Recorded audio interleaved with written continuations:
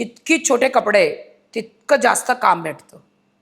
पहिला तर असं व्हायचं की पूर्ण कपडे घालून यायची प्रोड्युसरला भेटायला.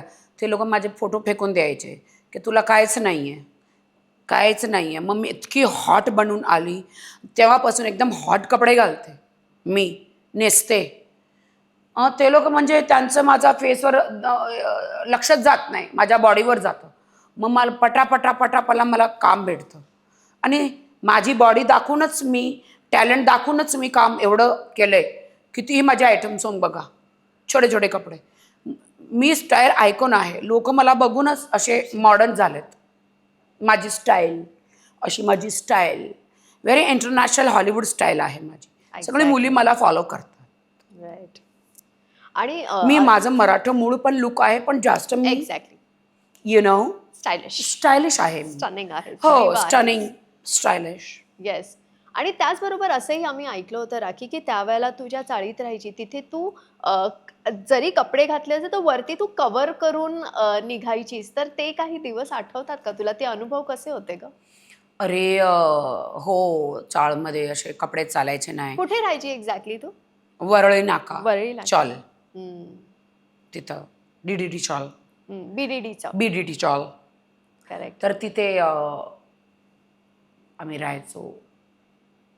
छोटे छोटे तिथं मुलं असं बरं नाही ना, पळवतात मुलीला असं छोटे कपडे घातले की तसं पोलीस कटरस वगैरे. आणि म्हणून त्यावर असे बाजूवालीकडून बुरखे घेऊन बुरखा घालून जायची ऑडिशनला. खूप स्ट्रगल केलं. मला आठवण करायला नको. इथं मी अगोदर सांगितलं, साडी घालून काम भेटत नाही आहे बॉलिवूडमध्ये. कदाचित मराठी फिल्म इंडस्ट्रीमध्ये भेटत असेल साडी घालून काम, बॉलिवूडमध्ये नाही. इथं साडी काढायला नंबर 1 उभे असतात. माझा कुठला बाप बसला नाही आहे की मला साडी घालून काम देणार. जितकी छोटे कपडे तितकं जास्त काम भेटतं. एखादा वाईट अनुभव जर आता आठवत असेल तुला कुठला? त्यात काहीच वाईट नाही आहे खरं सांगू तर. तरी पण एखादा नाही, जसा देश तसा भेष. मी नाही घालणार तर दुसरे घालणार, तर मी कशाला नको हॉट कपडे घालायला. पण काम मिळवताना एखादा वाईट अनुभव कुठला आला का कधी कुणाकडून? मला आयटम गर्ल बनवायचं होतं. पहिला हिरोईन बनायचं होतं, पण हिरोईनसारखं माझ्याकडे काहीच नव्हतं.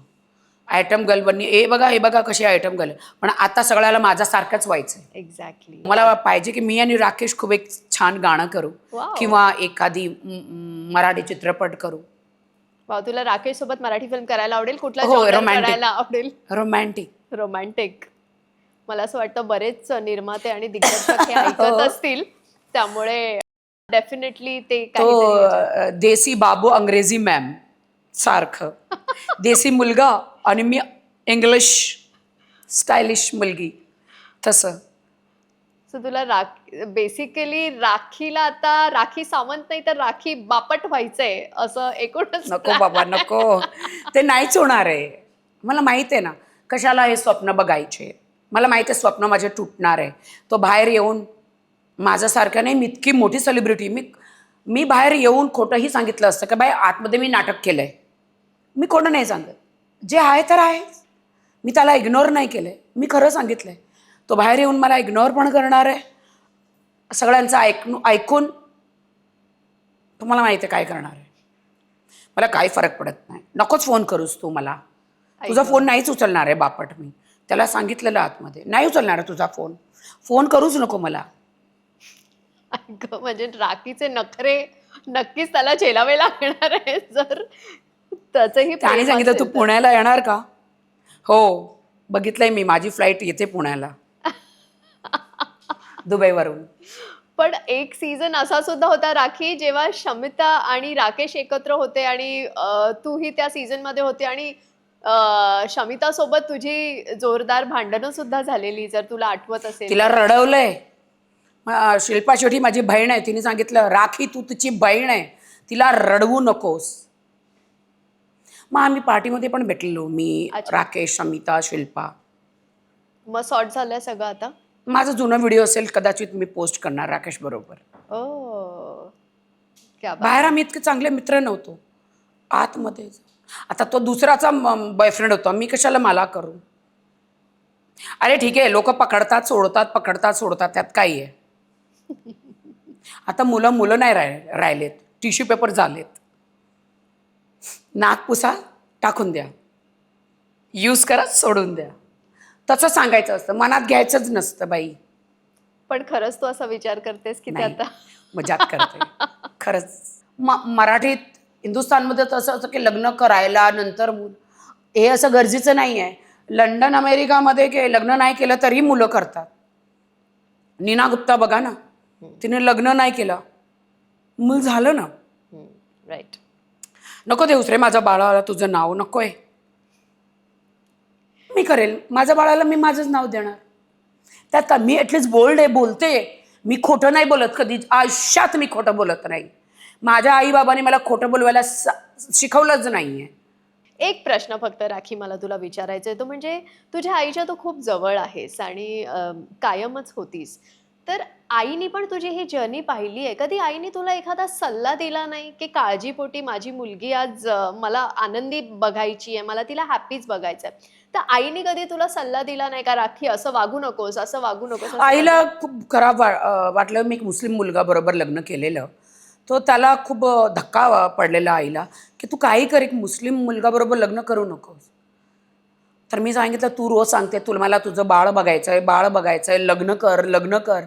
आता तू आजारी आहे, माझ्यासाठी मुलगा कोण बघणार आहे? माझ्या बाबा नाही आहेत, कोण बघणार आहे? माझा भाऊ एखादा त्यांनी माझ्यासाठी मुलगा आणलेला अमेरिकामधून, डॉक्टर होता. 5 दिवसात तो मेला. ड्रगिस्ट होता, आला मला बघायला. साखरपुड माझं होणार होतं, साखरपुडा. तो एवढा पियाला, ड्रग्ज घेतला आणि JW मध्ये तो मेला. म्हणून मी ह्यांना तुमच्यावर विश्वास ठेवणार आहे, तुम्ही आणलेला मुलगा मी लग्न करणार नाही बाई. मग हा होता ना तो माझा ॲक्स, तो पाठीच होता. मी सांगितलं त्यावेळी की अरे काय मुस्लिम आणि काय हिंदू बघायचं, काय माहीत, कदाचित एकदा करून बघूया, काय माहीत आहे. मग तेव्हा मी निकाह केलं आणि माझं वाटोळं झालं. विसरू द्या ते, मला काहीच आठवण करा. त्यावेळेला आई हे तयार बघा, तो नव्हती. मुलगा चांगला नव्हता. इस्लाम खूपच चांगलं आहे, मुस्लिम लोक खूप छान असतात.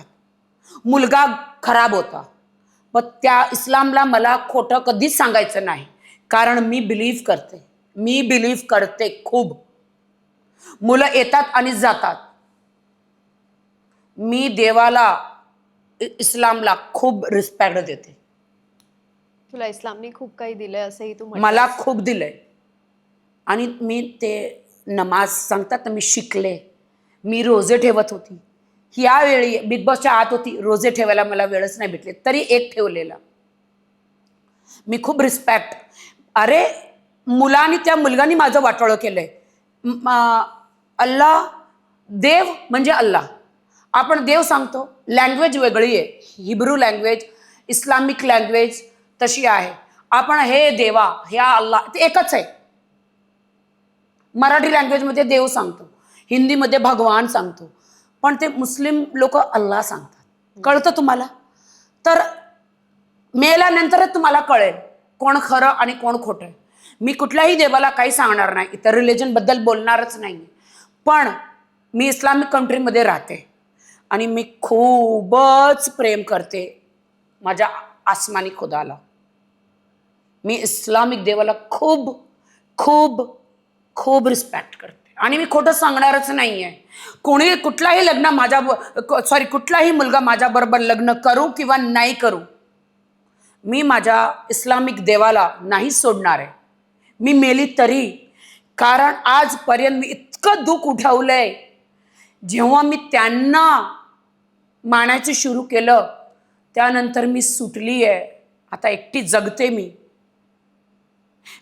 आता मोठी झाली आहे.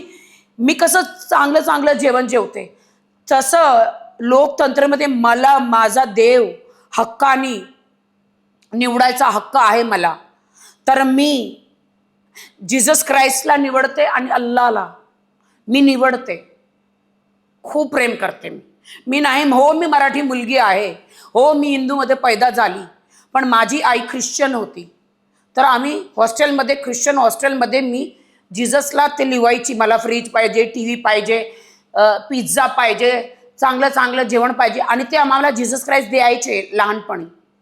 मग लग्न मी मुस्लिममध्ये केलं, जसं तिने पण केलंय ना दीपाली ताईनी मुस्लिममध्ये. भरपूर मराठी मुलगीनी दुबईमध्ये येऊन बघा, अमेरिका लंडनला मराठी मुलगीनी मुस्लिममध्ये लग्न केलंय.